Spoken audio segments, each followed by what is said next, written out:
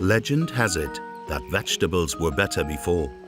So we are going to go back in time and visit the hallowed French Academy of Agriculture.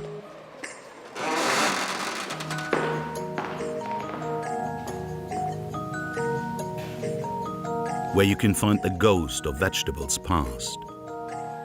Between two old pamphlets on farming, we stumble across a hidden gem.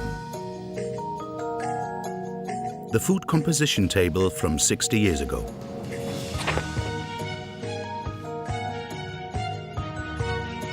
It shows the exact amount of vitamins and minerals that every fruit and vegetable contained at the time of writing.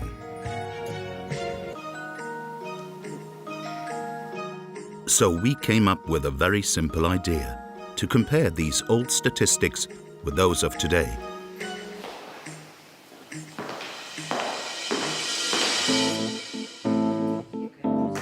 This information is no longer kept in old paper books. It is now kept on the internet. We discovered a little-known fact. Fruit and vegetables have lost some of their vitamins and minerals. Take green beans, for example. In 1960, they contained 65 milligrams of calcium for every 100 grams. In 2017, they contain no more than 48.5 milligrams. That's a quarter less calcium. The same thing for vitamin C, 19 milligrams at the time versus 13.6 today. One by one, we examined the 70 most consumed fruit and vegetables and compiled the results into this table. The results show a dramatic deterioration. In the space of 60 years, all 70 fruit and vegetables have lost an average of 16% of their calcium, 27% of their vitamin C, and almost less than half of their iron levels. For several years now, an American researcher has been warning us about this loss of nutrients. So, best of luck. Thank you. Et merci à Monsieur Davis que vous pouvez applaudir.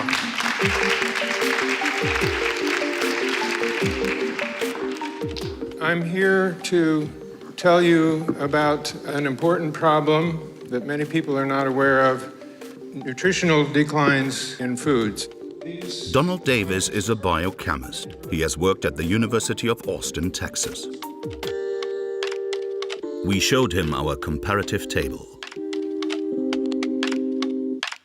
This looks like similar to what we find in US data and UK data. So what do you think? In the United States, Donald Davis analyzed the development of 43 vegetables between 1950 and 1999. I think that most of these declines are caused by increases in yield. When yields go up, there's less nutrients per weight of the food. A lot of agricultural scientists may not know about how big these effects are. This is kind of an embarrassing of they're always wanting to increase yield. If modern breeding was causing increases in flavor and increases in nutrients, I think they would talk about it a lot more. The tomato is one of the fruits that has seen the largest drop in nutrients, a quarter of its calcium and more than half of its vitamins. In order to understand this decline, we must trace fruit and vegetables back to their origin. Before the fruit even grows, the seed determines everything. Tomato farmers choose their seeds from these brochures. They are published by manufacturers such as Syngenta, Vilmorin or Close. To attract farmers, they mention their size, shape, color, and, in particular, their productivity.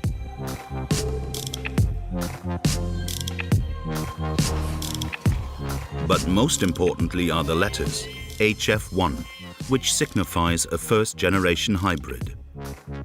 And that's how we get a hybrid.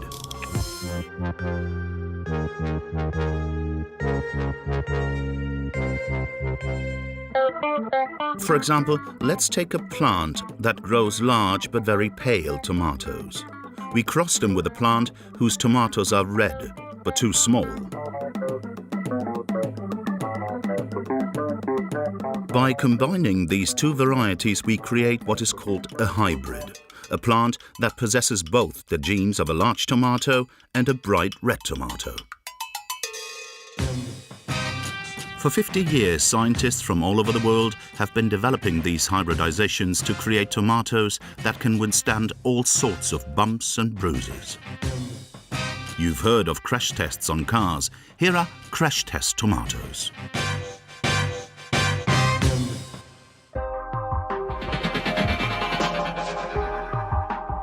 During the 1980s, these laboratory tomatoes flooded the market. But there is still one problem that no one has managed to work out. Tomatoes spoil very quickly.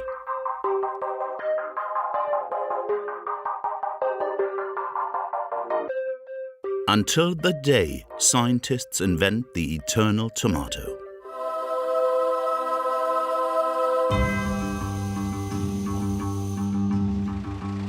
This miraculous tomato has been created in Israel. For 70 years, this country has revolutionized the farming industry. It has managed to grow fruit and vegetables in the middle of the desert.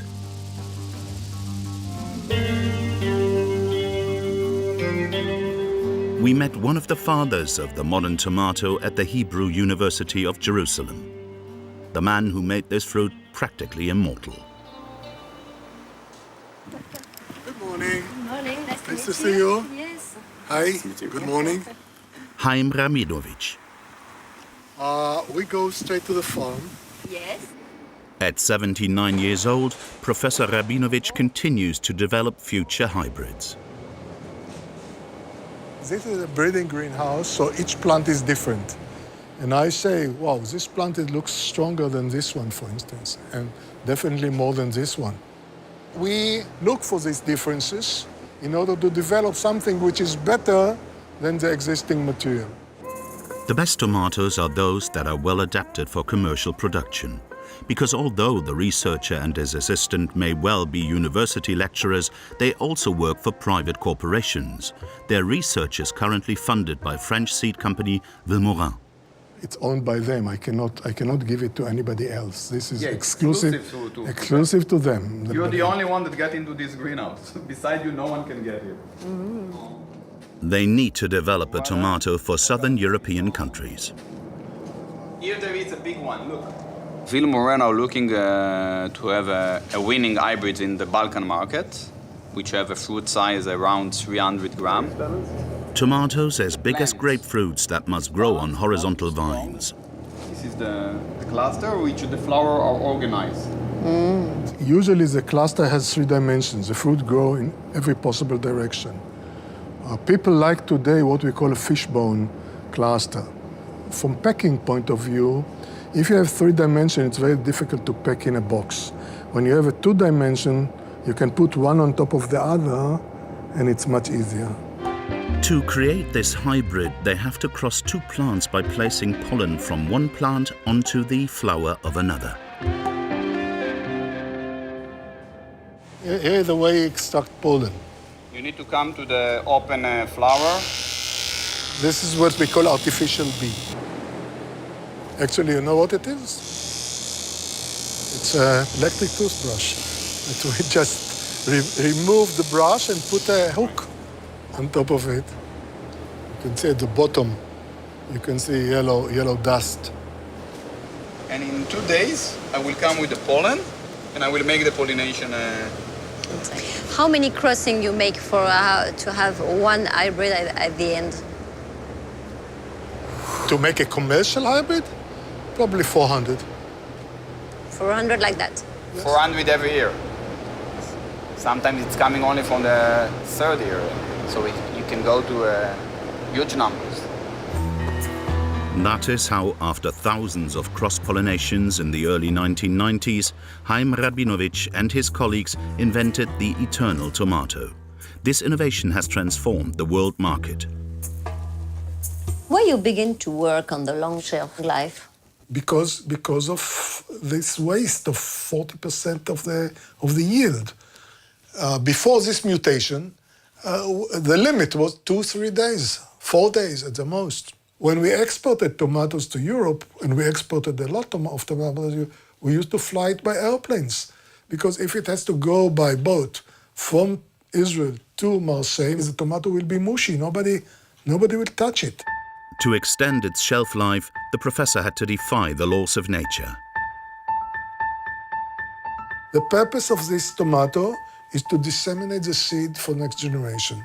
So the moment the seeds are ripe, it will fall off the bush, bump into the ground, explode, and all this juice will run all over as far away from the mother plant as possible in order to conquer more territory. We don't want it. It's undesired trait for human beings. And here we have a mutation that seemingly can provide a solution. Here is the Israeli researchers' idea. They have cross-pollinated a plant with regular tomatoes that decay within 3 days, with a plant carrying a natural genetic defect that prevents the ripening of the fruit. They have thus ended up with a long-lasting hybrid tomato that, once picked, will decay much slower. We led our own homegrown experiment. On one side, we have a hybrid fruit with a perfect appearance.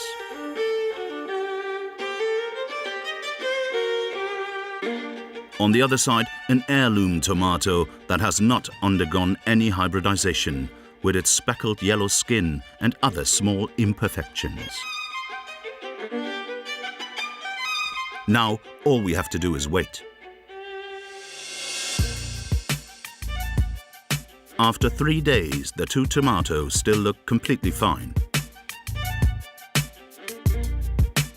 But after a week, the heirloom tomato is no longer fit for sale because of these little black marks. Within 2 weeks, it even starts to go moldy. And what about the hybrid? Unaffected. In 2 weeks, it has not changed at all. Except for one thing. The stem comes off. It was only after day 25 that the hybrid became unsellable, now with mold and softer skin. Without hybridization, it would have looked like this. Its shelf life has therefore gone from 3 days to almost 3 weeks. But just like any deal for eternal youth, there is a price to pay. You can taste them.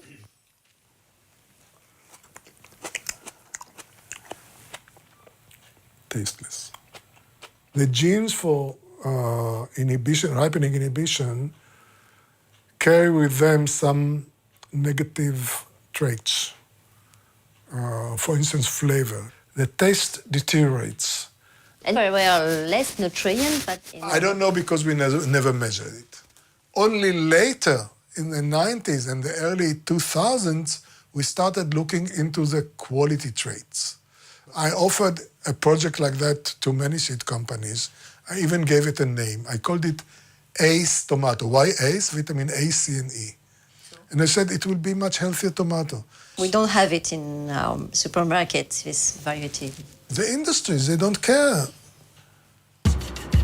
These manufacturers that Haim Rabinovich refers to are big names in the seed industry, such as the business Hazera, which has earned millions thanks to the long-life tomato. In 2003, this Israeli company was bought out by Limagrain, a multinational corporation with a turnover of over $2.5 billion. After acquiring Hazera, the company became the world's second biggest producer of tomato seeds.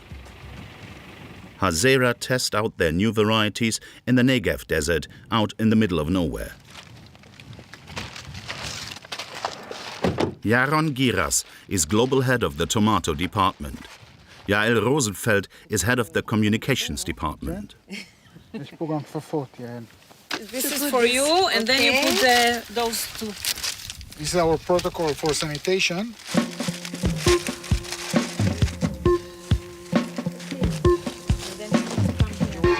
The 120 varieties in this demonstration greenhouse are advertised right down to their stem.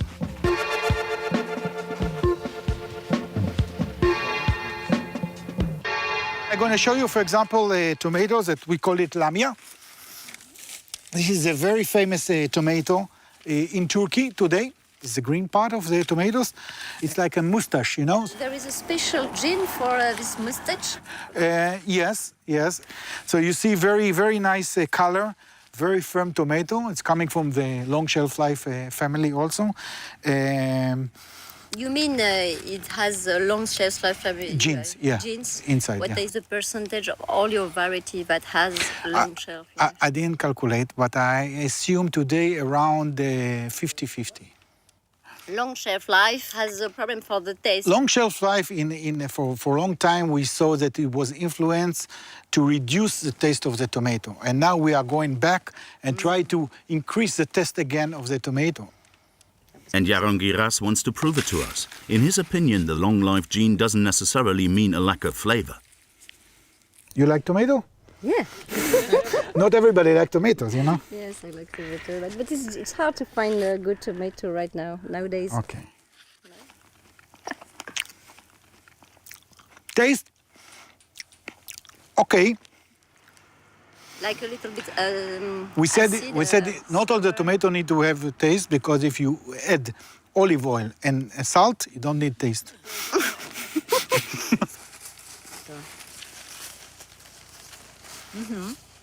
I tell you, I know what is tomato. This is okay. Yeah, okay. Yeah, There is a worse. but for the market and for what they want, this is okay. I'm going to show you some tomatoes that you said, wow.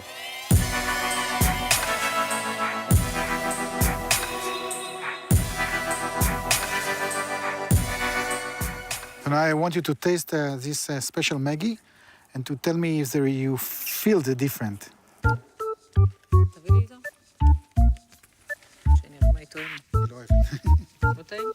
לא, כי אני לא יודעת אם היא לא נראית מגי אמיתית עוד. היא לא נראית מצ'ור. C'est pas flagrant? What do you think? Different taste. It's not good as I want it to be. Yeah. Because it's starting. The cultivation just start. Yes. You see, you are the same people. We will come back to the taste, but what about the nutrients? Very little gel. What we're looking more and more is to have a good color, a good firmness, and a good taste. And The nutrients in tomato are still, it's a small player in the market. For cooking in Italy, for cooking. Is the hybridization of tomatoes one of the reasons for the loss of nutrients? In the south of France, in Bellegarde-du-Razès, Jean-Luc Borrol is one of the last artisan seed sellers in the country.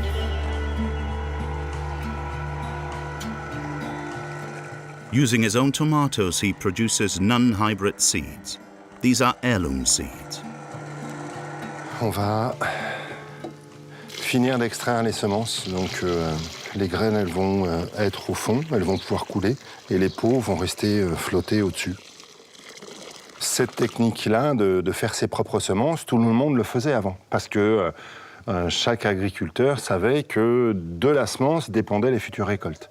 Donc c'était vraiment quelque chose que chaque agriculteur faisait avec soin, simplement parce que, ne serait-ce que pour pouvoir manger, il fallait vraiment... le plus important, c'est la semence.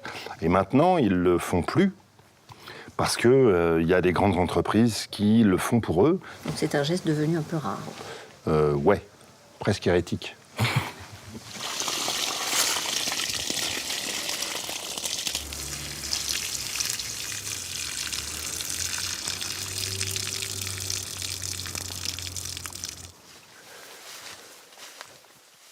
In his greenhouse, Jean-Luc Borrol only grows farmers' varieties. 100% natural farming. Effectivement, c'est un peu le bazar.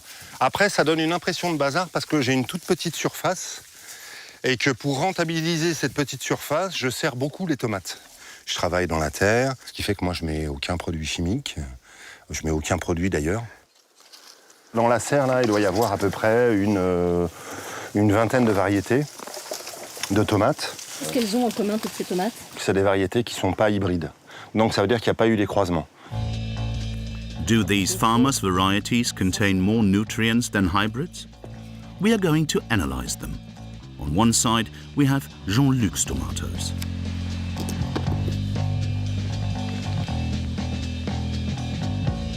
On the other, a hybrid with a similar appearance bought from the supermarket.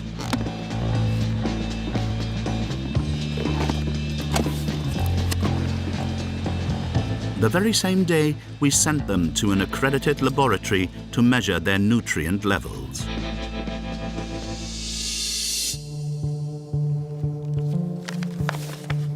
Three weeks later, the results arrive. The hybrid tomato contains a significantly lower level of the 5 nutrients analyzed. It contains 63% less calcium, 29% less magnesium, and 72% less vitamin C. The levels of lycopene and polyphenols, 2 antioxidants that help fight cardiovascular diseases, are 2 times lower in the hybrid than in the farmer's variety tomato.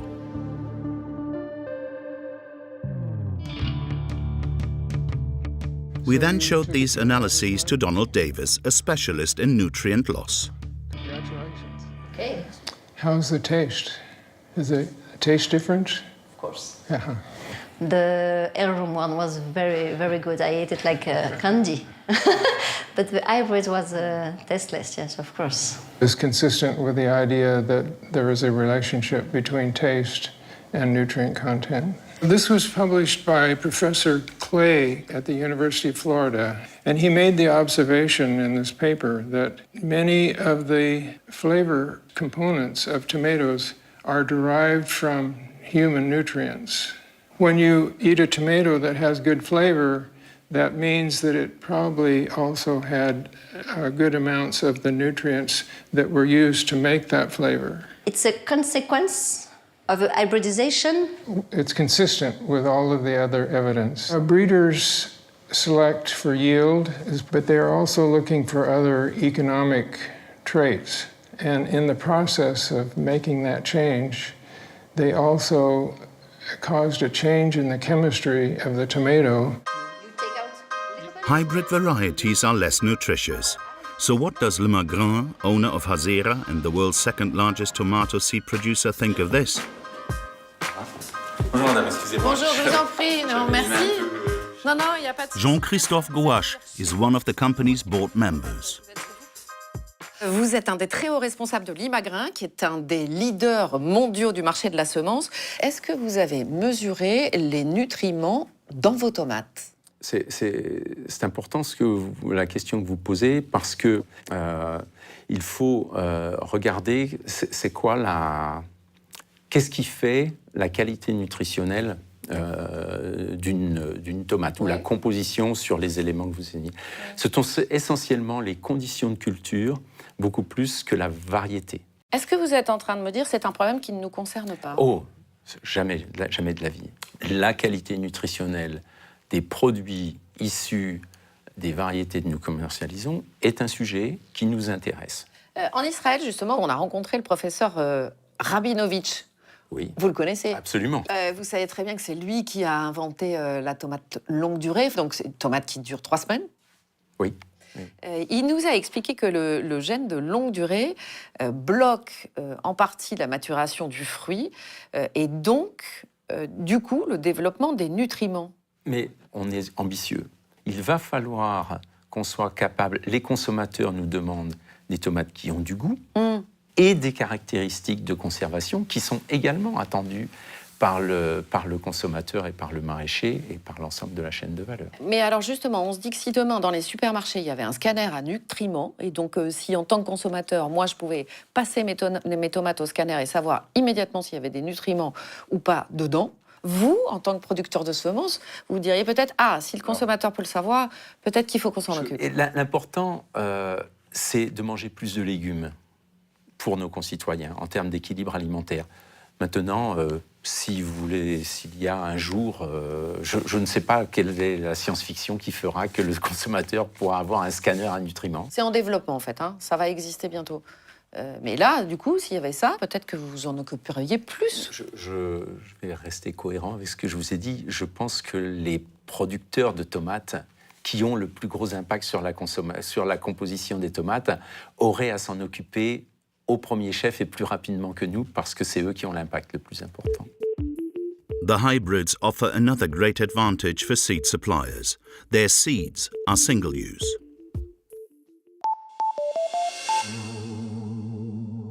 If you plant the seed of a hybrid plant, the genes mix, and when the plant grows, it's the luck of the draw. The tomatoes could be small, striped, or misshapen. This is why farmers must buy more seeds every year.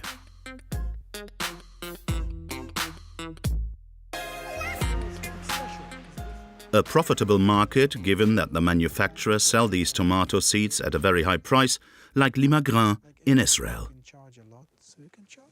How much is 1 kilo of seeds of this kind of tomato? This kind of tomato today can reach the 400,000 euro. What? For kilogram of seeds. What? 400,000 euro. Or more.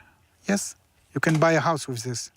I've heard that the tomato seeds is the more capital gain of all the seeds. Yes. Yeah. The margin, our margin is the highest that we can get in tomato.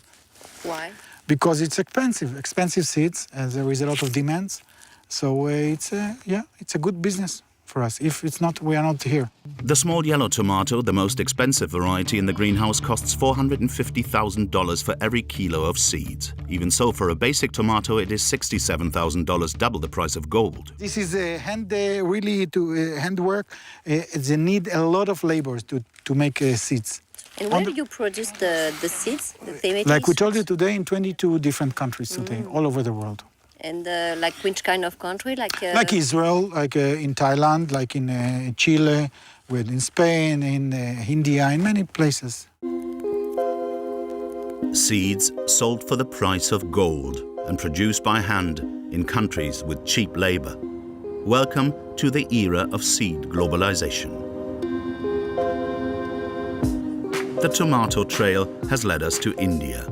It was this report with a young girl on the front cover that prompted us to take the flight. Soiled Seeds, commissioned in 2015 by ICN, a Dutch NGO. In the seed sector, 16% of workers that produce vegetable seeds are children under the age of 14 years.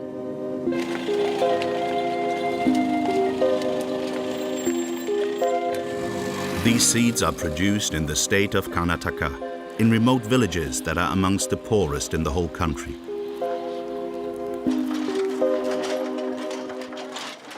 Here, the climate is mild for vegetables. Every year, 160,000 kilos of tomato seeds are produced to then be exported.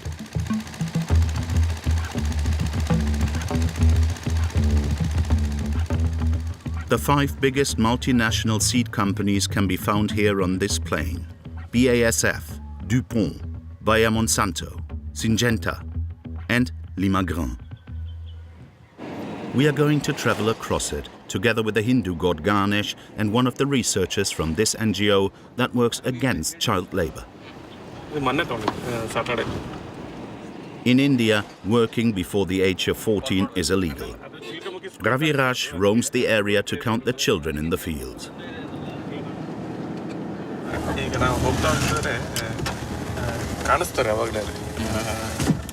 ನಾವು ದೂರಿಂದನೇ ನೋಡಿದಾಗೆ ಅವ್ರ head count ಮಾಡಿಸ್ತೀವಿ at least ದೂರಿಂದನೇ ನಾವು identification ಮಾಡ್ಬೋದು ಅವರು smart ಆಗಿದ್ದಾರೆ ದೊಡ್ಡದಾಗಿದ್ದಾರೆ ಅಂತೇಳಿ right side ಮಕ್ಕಳಿಗೆ ಕಲ್ಲಂಗಡಿ ಬೀಜನ ತೆಗಿತಾ ಇದ್ರು. Along with our translator, we approached the children. These young girls have been hollowing out watermelons for hours in order to remove the seeds. It is 86 degrees Fahrenheit in the shade.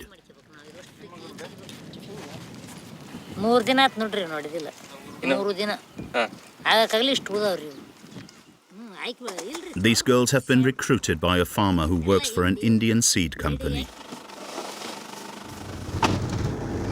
ಏನೋ ಒಂದು ಸ್ವಲ್ಪ ಕೊಡ್ತೀವಿ ಅಂತ ಹೇಳಿದ್ರೆ ಆದರೆ ಸುಮಾರು ಒಂದು 50 ರೂಪಾಯಿ ಕೊಡ್ಬೋದು ಅನಿಸುತ್ತೆ. According to Ravi in Karnataka, the tomato hybrid industry is one of the largest employers of child labor.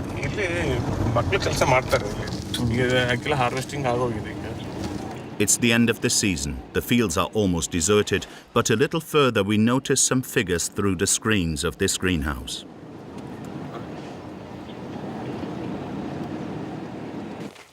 This farm is a subcontractor of the Swiss multinational Syngenta. Around 10 workers prune the tomato plants. A girl who is smaller than the others stares at us. The young girl on the left quietly tells her to bend down.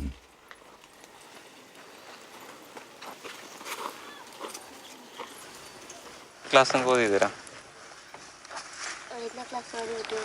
ನೀವು ಶಾಲೆಗೆ ಹೋಗೋದಿಲ್ಲ? ಒಟ್ಪರಿಗೆ ಹೋಗಿ ಶಾಲೆಗೆ ಹೋಗೋದು? ಎಷ್ಟು ವಯಸ್ಸು ನಿಮಗೆ? 17. ನಿಮಗೆ? ಯಾಕೆ ಶಾಲೆಗೆ ಹೋಗಿ ಕಂಟಿನ್ಯೂ ಮಾಡೋದಿಲ್ಲ? ಇಲ್ಲಿ ಶಾಲೆ ಇಲ್ರಿ, ಅದಕ್ಕೆ ಹೋಗಲ್ಲ. 5ನೇ ಕ್ಲಾಸ್ವರೆಗೂ ಅಷ್ಟೇ ಐತ್ರಿ ಇಲ್ಲಿ. ನೀವು ಎಷ್ಟು ವರ್ಷದಿಂದ ಮಾಡ್ತಿದ್ದೀರಾ ಇದು? ನಾವು ಈಗ 3 ವರ್ಷ ಆತ್ರಿ ಬರಕ. ಅದು ಮಾತಾಡ್ತಾರೆ. 3 ವರ್ಷ ಆತ್ರಿ ನಾವು ಬರಕ. ಬೇರೆ ಬೇರೆ ಕಂಪನಿ ಚೇಂಜ್ ಆಗ್ತಿರುತ್ತೆ? ಇದು ಒಂದೇ ಕಂಪನಿ? ಇದು ಒಂದೇ ರೀ. ಎಷ್ಟು ವರ್ಷದಿಂದ ಮಾಡ್ತೀರಾ ನೀವು ತೋಟದಲ್ಲಿ? 5ನೇ ಕ್ಲಾಸಿಂದ ಬಿಟ್ಟಾಕಿ ಏಕೆ ಕೆಲಸ ಮಾಡಿದೆ. Is this young lady 17 years old? Our translator finds this hard to believe. I don't think she is 17. Looking at her, probably she is much younger than 17, so, which is very much apparent that she has been trying to hide her age. In Karnataka, 800 farms have a contract with Syngenta. It's the largest foreign contracting party. Naturally, we asked the Swiss multinational its thoughts on child labor. In response, an empty rhetoric of principles. Syngenta conforms to all labor laws. Syngenta's equitable work policy promotes decent working conditions and also tackles the problem of child labor.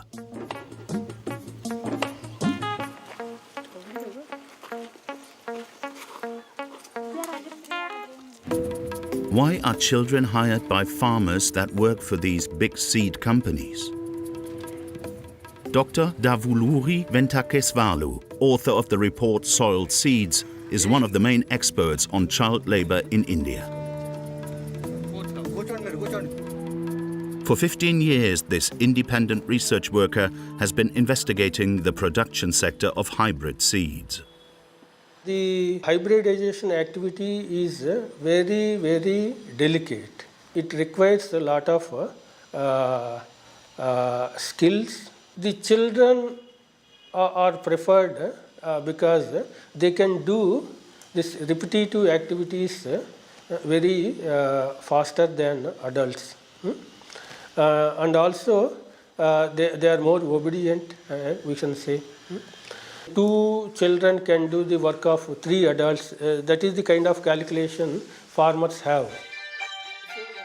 According to this researcher, farmers cut wages for one simple reason: the low prices set by the multinationals. The farmers are struggling actually to have a good profit margin if they have to hire labor and pay good remuneration to the workers.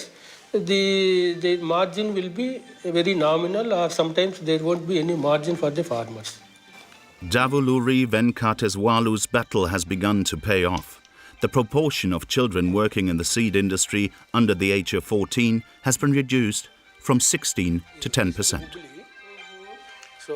But another part of the population is still being exploited.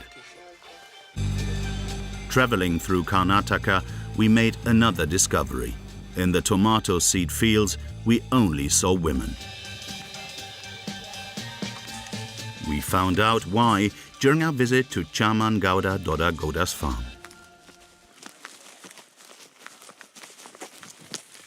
Tomato for who? HM class, 341. In India, Limagrin operates under the name HM Clause. The French seed company is in contract with 600 farmers in the region. Crossing running ಮಾಡ್ತಿದ್ದಾರೆ. Bent over under the blazing sun, these women remove the pollen from flowers with tweezers for 8 hours a day. ಈಗ ಬರೀ ಇಲ್ಲಿ ಮಹಿಳೆಯರು ಕೆಲಸ ಮಾಡ್ತಾರಲ್ಲ, ಅದ್ಯಾಕೆ ಗಂಡಸರಲ್ಲಿ ಮಾಡೋದಿಲ್ಲ? ಅವ್ರು ಗಂಡು ಮಕ್ಳು ಅಂದ್ರೆ ಕಡಿ ಹೊರಿ ಹೊರ್ತಾರ, ಬಂದ್ರೆ ಹಾಕ್ತಾರ, ಬೀಳ್ಸಂದ್ರೆ ಬೀಳಿಸ್ತಾರ. ಆಮ್ಯಾಗ ಸಿಗಂಗಿಲ್ಲ. ಆಮೇಲೆ ಕೂಲಿ ಅವ್ರಿಗೆ ಜಾಸ್ತಿ ರೀ, 300 ರೂಪಾಯಿ ಕೂಲಿ ಗಂಡು ಮಕ್ಳಿಗೆ ಆದ್ರೆ. ಇವ್ರಿಗೆ ಆದ್ರೆ 200 ರೂಪಾಯಿ. Their heads buried in pollen and fertilizers for just $2.80 a day. It is not much, and what's more, it is illegal. In India, employers must comply with the minimum wage. It is 330 rupees in the agricultural industry, the equivalent of $4.80 a day. These women therefore earn 40% less than the legal minimum wage. ಯಾಕೆ ಇಲ್ಲಿ ಅಷ್ಟು ದೂರದಿಂದ ಬಂದು ಮಾಡ್ತೀರಾ? ನಮ್ಮ ಕಡೆಗೆಲ್ಲ ಈ ಕೆಲಸ ಇಲ್ರಿ. ಅಲ್ಲಿ ಗದ್ದು ಭತ್ತ ಕೊಯ್ಯೋದು, ಗೊಂಜಾಳ ಮುರಿಯೋದ್ರಿ, ಮತ್ತು ಅವನ್ನ ಬಿಟ್ರೆ ಕೆಲಸ ಇಲ್ರಿ. ಅಲ್ಲಿ ಈಗ ಕೆಲಸ ಇಲ್ರಿ. ಅಲ್ಲ ಹೇಳಿದ್ರಲ್ಲ ಸೊಂಟ ನೋವು, ಗಂಡು ಇವ್ರು ಹೇಳಿದ್ರೆ ನಾವು ಬರೀ ವೇಟ್ ಹತ್ತೇನೆ, ನಿಮಗೇನು ಅನ್ಸುತ್ತೆ? ಕಣ್ಣಿಗೆ ಕಣ್ಣು ನೋವು ಬರ್ತೈತ್ರಿ. ದಿಷ್ಟಿಸ್ ನೋಡಿ ಸುಲಿಸೋದು, ಸೊಂಟ ನೋವು ಬರ್ತೈತಿ. ಐತ್ರಿ, ಅವ್ರು ಹೇಳ್ದಂಗೆ ನೋವುಗಳು ಐತಿ. ಮತ್ತು ಈಗ ನಮಗೂ ಉಳಿಬೇಕಲ್ರಿ. ಕಂಪ್ನಿಯವ್ರ 1 kg ಬೀಜಕ್ಕೆ ಜಾಸ್ತಿ ರೊಕ್ಕ ಕೊಡಲ್ಲ ಸರ. 8,000 rupees per kg. ನಮ್ಮ ಪೇಮೆಂಟ್ ಸರ 10,000 ರೂಪಾಯಿ kg ಆದ್ರೆ ಅವ್ರಿಗೆ ಕೊಡೋ ಸಂಬಳಕ್ಕೆ, ಅವ್ರು ಕೇಳಿದ ಸಂಬಳಕ್ಕೆ ನಾವು ಕೊಡೋದಕ್ಕೆ ಗಿಡ್ದ sir. These farmers say they are forced to break the law because they need another $30 per kilo. Yet in Europe, Limagrain sells a kilo of seeds for an average of $67,000. Are the local Limagrain managers aware of these illegal practices? The following day, we decided to take a little visit to the Indian branch of HM Claws with a hidden camera. We got off to a bad start. They stopped us before we even got close to the building. Company. You are looking for seeds company? Yes, that's it. What's the purpose? What? Purpose. We make a documentary about seeds in Karnataka. Europe means which country particularly? France. Oh, okay. 1 minute. Apparently, being French, like Limagrain, has its benefits. We are invited to enter the staff office Okay, Limagrain. to speak directly with the supervisor. Okay. The man is on the phone with head office.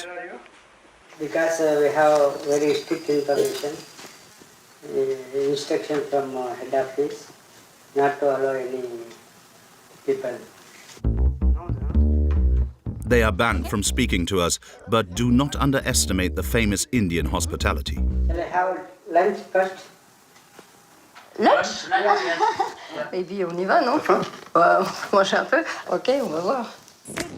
We go inside the storage facility where the seeds produced by the Indian farmers are dried before being exported.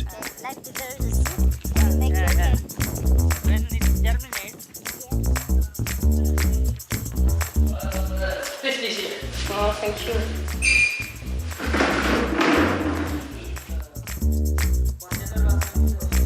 The site managers admit they are fully aware that the farmers do not abide by the minimum wage of $4.80 a day. What is the salary for one worker? 200 rupees. Okay, for 8 hours. Okay. Because some farmers say they have no... More shocking information. According to this executive, the firm even violates this law with its own employees.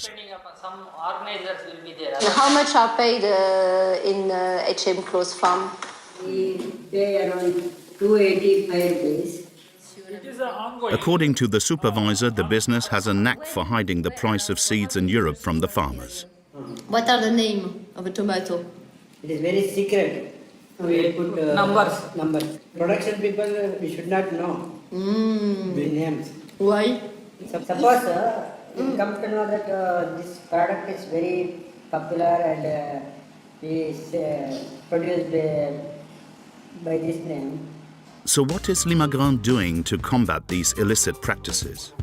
Ouais. Alors, est-ce que vous connaissez le rapport qui s'appelle Soiled Seeds? Il est ici.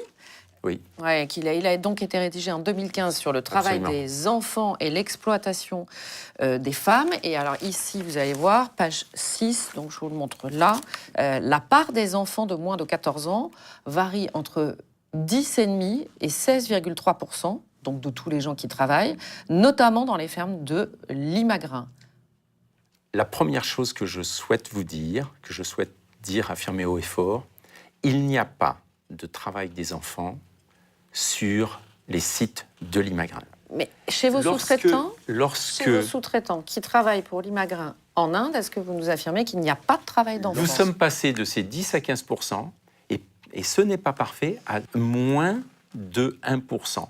Et donc toutes les mesures ont été prises. Lesquelles? Des mesures contractuelles, Ouais. d'interdiction du travail des enfants, tout un travail de formation et d'éducation, de sensibilisation, et ensuite allant jusqu'à des sanctions pour être certain, autant que faire se peut, que le travail des enfants n'existe pas. Autant que faire se peut. Le travail des enfants, Madame Lucet, c'est trop sérieux ce sujet-là. Non, mais c'est très sérieux, c'est pour ça qu'on vous pose des questions. Une tolérance zéro, Madame Lucet. Alors, Est-ce que nous pouvons, dans un territoire comme l'Inde, avoir toutes les certitudes? Probablement non. Mais la détermination, elle est sans faille, Madame Lucet. Dans les femmes qui travaillent pour vous, on a vu que les femmes sont toutes payées en dessous du minimum légal, c'est-à-dire 2,50 € par jour contre 4,25 € le salaire minimum. Un commentaire? Je ne peux pas être d'accord avec ce commentaire. Limagrin, avec ce chiffre? Absolument. Mais on l'a vu sur le terrain. Je m'inscris en faux sur cette réalité. Ah Maintenant, ben non. je suis certain de notre engagement, Madame D'accord. Lucet. Parce que moi, je vais vous dire autre chose. Vous vous dites, mais les salariés de Limagrin, ils sont payés au salaire légal en Inde. Minimum légal, je vous le rappelle, 4,25 € par jour en Inde, d'accord? Les salariés de Limagrin, ils sont payés 3,60 €. Et ça nous a été confirmé par un responsable de Limagrin. Les salariés de Limagrin, partout où nous opérons, sont payés au minimum légal ou au-dessus du minimum légal. Vous êtes allé en Inde dernièrement? Je suis allé en Inde plusieurs fois. Mais dernièrement? Non, c'est pas dans mes fonctions aujourd'hui d'aller en Inde. Parce que nous, on y allait dernièrement et c'est les chiffres sur le terrain pour le coup. La réalité de terrain, Madame Lucet, nous la connaissons. Je m'inscris en faux sur cette affirmation. Nowadays, it's almost impossible to find seeds that have not been hybridized or cloned by the industry. Corn, vegetables, rice, wheat, sunflowers, the same modern and uniform plants are being imposed all over the world.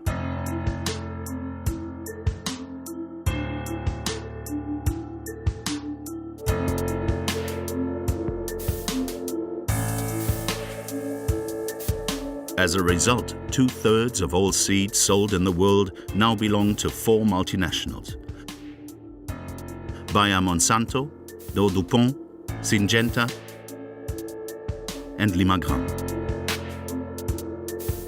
This privatization of nature is destroying biodiversity. In 2009, a man launched a global appeal to the United Nations. At the time, Olivier Descouter was a United Nations Special Rapporteur on the right to food. 75% of agrobiodiversity has been lost as a result of the pressure towards the adoption of uniform improved variety. We are meeting him at his home in Brussels. Despite his calm demeanor, c'est le bon sens agronomique, quoi. The former UN Special Rapporteur is frustrated that his warnings are falling on deaf ears. C'est un chiffre alarmant, c'est 75% de plantes qu'on a perdues, parce que la biodiversité n'est pas juste un luxe de botanistes, c'est essentiel à la sécurité alimentaire mondiale. Pourquoi? Parce qu'on ne peut pas anticiper à l'avenir le type d'insectes ravageurs qui va se développer, le type de maladie qui peut affecter les plantes, les impacts qu'auront les ruptures climatiques. On a besoin de ce réservoir de solutions pour l'avenir pour faire face à ces menaces que, par définition, l'on ne peut pas entièrement anticiper. Fragile plants is not such a bad thing for the large seed companies, because out of these 4 multinationals that dominate the world seed market, 3 are pesticide manufacturers, Bayer Monsanto, Dow-Dupont and Syngenta. La grande difficulté face à laquelle nous sommes, c'est que les agriculteurs reçoivent une sorte de package. On leur dit, si vous achetez ces semences, ça marche mieux avec ces pesticides, ou ça ne marche qu'avec ces pesticides, et ça marche mieux avec ces engrais. Et donc, on va développer des semences réactives aux intrants. Seeds are a perfect Trojan horse for these chemical products. As a result, 3 million tons of pesticides are sold annually worldwide. À terme, on va manger la même chose de Dakar à Miami, de Paris à Bangkok. En gros, c'est ça le monde de demain vu par les semenciers. Pendant des millénaires, l'on avait des semences en quantité, en variété très grande, et ces semences étaient améliorées au fil des récoltes, année après année, par les paysans, par des méthodes qu'on pourrait qualifier aujourd'hui d'artisanales.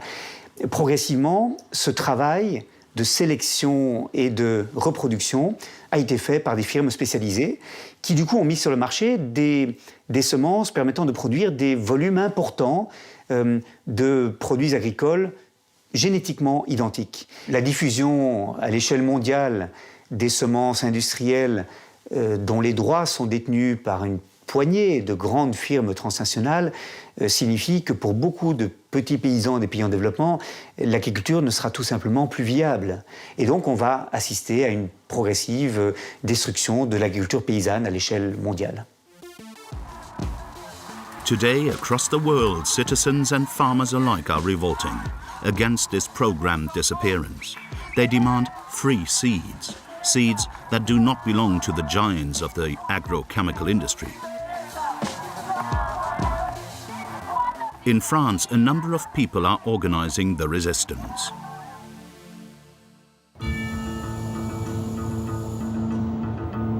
In the southwest of the country, in the depth of a valley, you will find the hideout of Cocopelli.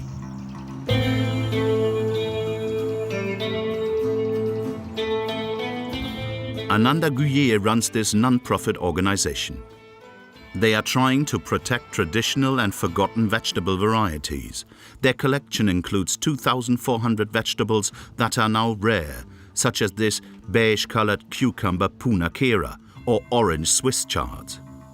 En fait, il y a une diversité de couleurs complètement incroyable et en fait, la standardisation de l'agriculture, elle a vraiment fait le syndrome de l'entonnoir sur les espèces et les côtes de blettes, en l'occurrence, pour à peu près tout le monde, une côte de blette, c'est soit vert, soit blanc, généralement blanc à large carde, etc. Alors qu'il y a une diversité complètement incroyable de côtes de blette et qui peuvent donner des couleurs de l'arc-en-ciel comme ça, qu'on n'a pas du tout l'habitude de voir. To help with the preservation of these varieties, Cocopelli has launched the scheme Seeds Without Frontiers. C'est de là que tous les colis pour les campagnes de solidarité comme Semences sans frontières sont expédiés. Donc on envoie tous les ans des centaines de colis partout sur la planète avec des petites fiches techniques. Ça, c'est des retours en fait de plein de projets qu'on a soutenus. Quel pays? Oula, mais là, il y a quasiment tous les pays. On en a en Inde, on en a en Amérique centrale, en Amérique du Sud, un peu partout en Asie aussi. Enfin, vraiment, en fait, ces populations ont été totalement asservies par les multinationales de l'agrochimie, de l'agroalimentaire. Et du coup, ils perdent toute leur variété hyper vite, des fois en l'espace d'1 ou 2 saisons. Et donc nous, ce qu'on fait, mais on est tout petit face à ces multinationales, donc c'est une action assez modeste, mais qui porte quand même ses fruits. La preuve ici, avec tous ces retours, on ramène ces variétés-là et surtout on ramène le savoir avec, modestement encore. On n'a pas la prétention d'avoir la science infuse, mais en tout cas on essaye de les aider à retrouver cette autonomie alimentaire via la reproduction de semences. By conserving these endangered seeds, we are taking back the choice to plant or eat non-standardized fruit and vegetables, which are the best produce for both our planet and our health. But perhaps most importantly, we will liberate the vibrant common good of humanity.